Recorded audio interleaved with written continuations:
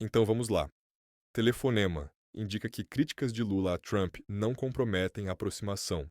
Essa história da ligação entre Lula e Trump, que rolou agora, em janeiro de 2026. Vamos direto ao ponto, sem rodeios.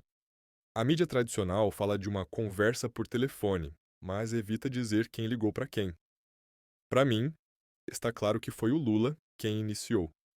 Se fosse o Trump, esses veículos, que agem como assessoria do governo, estariam destacando isso para valorizar o Lula. Mas não, eles usam termos neutros, o que indica que o Lula foi quem procurou. Vamos falar sério, sem enrolação. A mídia tradicional brasileira, aquela turma que age como relações públicas do governo, noticiou tudo de forma bem neutra. Dizem que houve uma conversa por telefone, que os presidentes trocaram informações. Mas ninguém, repito, ninguém especifica quem ligou para quem. E isso não é coincidência. Se fosse o Trump quem tivesse discado o número do Lula, podiam apostar que os títulos seriam bombásticos. Trump procura Lula para discutir agenda bilateral. Presidente americano busca aproximação com o Brasil. Mas não. Usam frases evasivas, como se a ligação tivesse surgido do nada, por intervenção divina. Para mim, isso deixa claro. Foi o Lula quem ligou. Ele quem tomou a iniciativa. Ele quem precisou correr atrás. E isso já diz muito sobre o momento que o governo está vivendo. Agora, vamos aos fatos oficiais que eles soltaram no comunicado do Planalto e na Casa Branca. Falaram de Venezuela, onde o Trump continua pressionando Maduro, e olha que as coisas estão andando lá, com liberação de presos políticos e o regime sentindo o aperto. Falaram também do tal Conselho da Paz, que o Trump propôs como uma alternativa à ONU, e o Lula contrapôs que deveria ser limitado a Gaza, com assento para a Palestina. Discutiram economia, crescimento bilateral, combate ao crime organizado transnacional. Beleza, tudo isso pode ter sido tocado.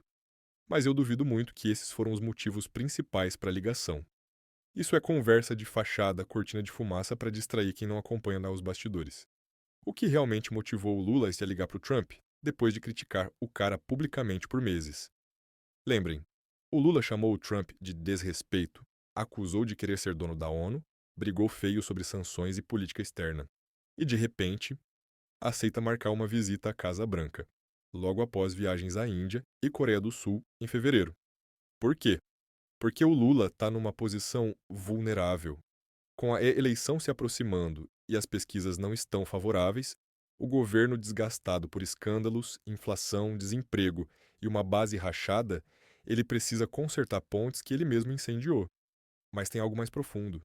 Minha leitura, baseada no que está rolando nos bastidores e no histórico recente, o Lula tinha feito um acordo informal com o Trump. Ele prometeu resolver o entrave do Alexandre de Moraes, o Xandão, aqui dentro do Brasil, sem precisar que os Estados Unidos voltassem a ameaçar com sanções Magnitsky, aquelas que já foram aplicadas ou cogitadas contra ministros do STF no ano passado. O plano era simples. Lula usaria a imprensa aliada, jogaria lama no Moraes com reportagens controladas, tipo as da Malu Gaspar e afins, criaria pressão interna para forçar uma saída ou neutralização do ministro. Benefícios para o Lula seriam enormes. Abriria vaga no STF para nomear alguém mais alinhado. Desviaria o foco de escândalos como o do Lulinha no INSS, que está martelando na mídia, e ainda daria um alívio político geral, mostrando que o Planalto manda no judiciário. Mas deu ruim. Deu zebra total. O Alexandre de Moraes não é de ceder. Ele blindou o poder dele de tal forma que virou praticamente intocável. Botou o sistema para trabalhar a favor, tem apoio dentro do próprio STF, controle sobre investigações, decisões monocráticas que ninguém questiona. O Lula tentou, pressionou via aliados na imprensa, mas o Xandão resistiu e manteve o controle. Resultado: o plano fracassou. O Lula não entregou o que prometeu para o Trump. E agora, com as sanções Magnitsky pairando como ameaça e a Venezuela avançando na agenda americana, algo que o Lula detesta porque ele admira Maduro, Fidel Castro, essa turma toda, o petista não teve escolha. Ligou para o Trump para pedir tempo, renegociar e implorar uma nova abordagem. É subserviência na cara. O Trump está no comando dessa história. Ele define o ritmo na América Latina, pressiona regimes de esquerda e sabe muito bem que negociaria muito melhor com o Bolsonaro ou alguém da direita, como o Flávio Bolsonaro, que seria um parceiro mais alinhado. Para o Trump, o Lula é só um mal menor agora mais fraco, e o Lula sabe disso. Por isso, aceita ir a Washington de chapéu na mão, arriscando até uma possível humilhação pública durante a campanha eleitoral. Alguns na mídia ainda tentam passar pano, dizendo que isso não compromete a minha aproximação ou que vai constranger os bolsonaristas. Constranger nada. Isso expõe a fraqueza do Lula. Mostra que ele está na defensiva, pagando o preço da própria arrogância. E o pior, isso tudo revela onde o poder real está concentrado no Brasil hoje. Não no Planalto, mas no STF. O Alexandre de Moraes virou uma espécie de imperador, um rei sol sem freios, sem limites, sem accountability. Ninguém manda nele, ninguém controla. O Lula, que se vendeu como o grande articulador, o negociador supremo, está reduzido a pedir favores para o Trump para tentar equilibrar a balança interna.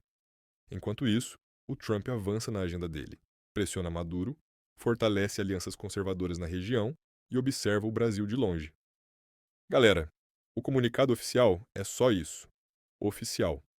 Não reflete o que rolou de verdade naqueles 50 minutos de ligação. O foco central era o fracasso do plano contra o Xandão e o que fazer agora. Vamos ficar de olho nessa visita marcada para Washington. Se sair só foto bonita, aperto de mão e discurso vazio, saberemos que foi mais uma tentativa de salvar a imagem. Mas se tiver acordo concreto, alívio em tarifas, algum sinal sobre sanções ou até um recuo discreto, aí teremos prova de que o Lula está mesmo pagando penitência. O que vocês acham? Será que o Xandão continua imbatível? Ou o Lula vai conseguir virar o jogo de alguma forma? Comentem aí embaixo, deixem suas opiniões, mandem sugestões de notícias para o nosso site. Se curtiu a análise, dá aquele like maroto, se inscreve no canal para não perder os próximos vídeos e ativa o sininho. Vamos continuar desmascarando o que a mídia esconde. Obrigado por assistir até o final. Fiquem ligados, porque isso ainda vai render muito. Valeu, galera, até o próximo vídeo e que Deus nos proteja.